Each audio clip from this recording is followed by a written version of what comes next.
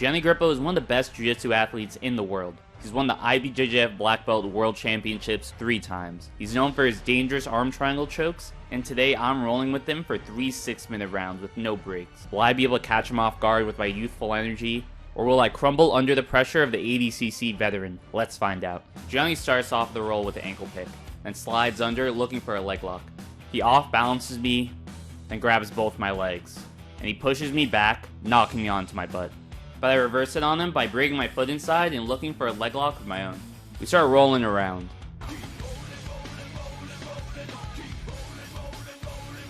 I try wrestling up on Gianni, but that was a mistake, because he has a super tight guillotine. I try posting up on my head to relieve the pressure, but it's too tight. And I'm forced to tap. I try pushing Gianni's frames away to pass his legs, but each time I get rid of one, another one just comes in. Another thing about Gianni is that he's also extremely flexible. Gianni gets a tight pinch headlock on me, then switches to a shoulder crunch. He uses it to sweep me over, but I'm able to tackle him and come back on top. But he grabs another pinch headlock, and I end up falling right into a triangle. He gets on top, and gets the tap with a Kimura. It had only been 4 minutes and I had already been tapped twice. I was making sloppy mistakes, and someone on Gianni's level is going to take advantage of that every time. I needed to get my head in the game. I use an Aoki lock to force his knee to turn away. Then I bring his leg across to start chasing his back. He tries Granby rolling, but I put my knee in as a wedge to stop him. His back is so close right now, I just have to reach over and what the fuck? As I try to get Gianni's back, he's able to swim his arm inside and rotate his hips to come on top. And I immediately get my guard passed. He starts putting on that cross-face pressure. He throws his leg over to transition to mount. Then he starts walking my arm up to set up his signature submission, the arm triangle choke. If I wanted to avoid getting submitted again, I needed to get this arm free.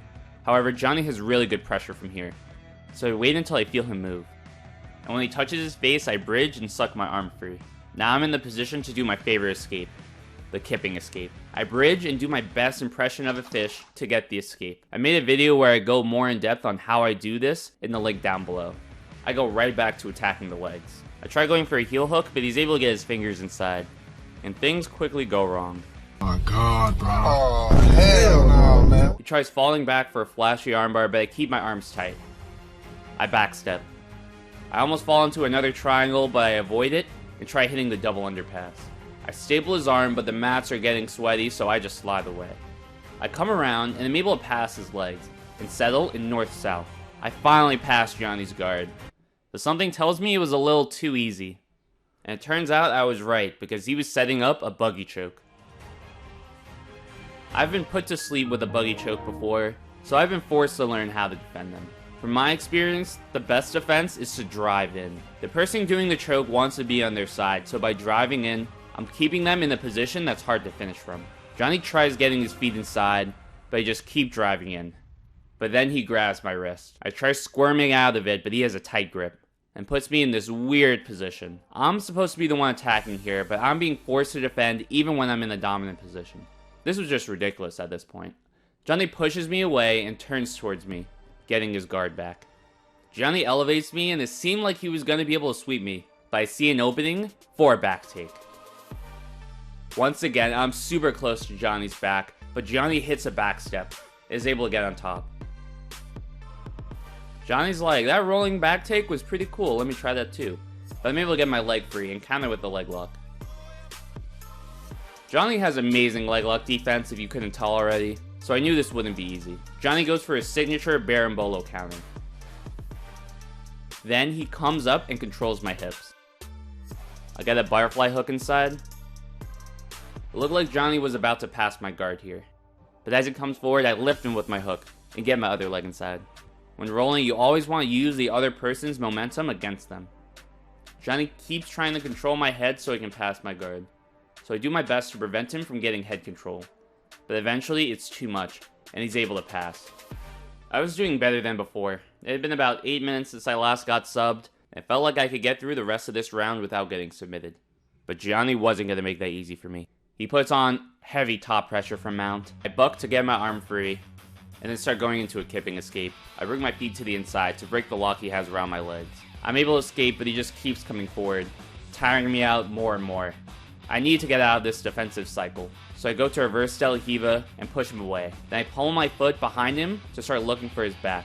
I take a moment to catch my breath, then start chasing his back. But I wasn't able to get a wedge inside this time, so I don't have enough control of his hips. And once again, Johnny starts countering my back chase. This time with a leg lock. Or so I thought, because as I turn, Johnny bails on the leg lock and grabs my hips to go for the pass. I come up to my elbow and try hitting him with the same counter I did before, but Johnny's just like, sit down, bro. He jumps to the side, then goes to mount. My arm was getting tired from defending all these arm triangle attempts, so this really sucked. But at least my forearms looked vascular. I try going into a kipping escape, but Johnny shuts it down. He keeps switching to knee on belly, preventing me from doing my favorite escape, and further tiring me out. But eventually, I find my opening. I give a strong bridge and bring my knees to my chest to escape. After this escape, I go right into grabbing a shoulder crunch. I notice his legs are open, so I enter into single leg X. Time was running out, so I make a sloppy decision. I try wrestling up, but Johnny turns into me, and as I try to bail on it, he starts looking for my back.